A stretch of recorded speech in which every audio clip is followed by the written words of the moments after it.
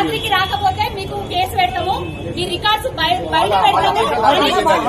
కేటీఆర్ అన్న గారి ఫోటో, కేసీఆర్ గారి ఫోటో పెట్టి ఇలాంటి తమ్మునేసి పెట్టి వాళ్ళ మీద విష ప్రచారం చేసే ప్రయత్నాలు చేస్తారు.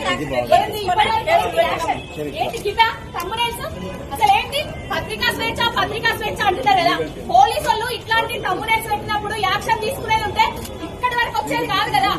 తెలంగాణ రైతులకు, తెలంగాణ ప్రజలకు అదే కాంగ్రెస్ రేవంత్ రెడ్డి గారు 420 హామీలు 6 గ్యారంటీలు ఇచ్చారు.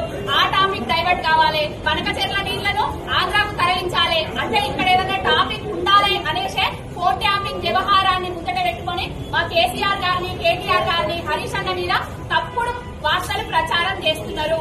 జర్నలిజం అంటే నిజాలు చెప్పాలి. ఇలాంటి అబద్దాలు, నిరాధారమైన ఆధారాలు లేని అబద్దాలను ప్రచారం చేయొద్దు. ఇప్పటికైనా ఇప్పుడు ఏదో ఊరికనే మీ ఛానల్ మీదనే దాడి జరిగింది. రేపటి నుంచి కేసీఆర్ గారి మీద, కేటీఆర్ గారి మీద తప్పుడు ప్రచారాలు చేస్తే ఆడపిల్లలమే చెప్పులు అందుకొని వస్తాము. ఇలాంటి తమ్మునేల్స్ పెడతారా ఎవరన్నా? ఇలా జర్నలిజం, ఇలా న్యూస్ ఛానల్. ఏం న్యూస్ ఛానల్ అసలు?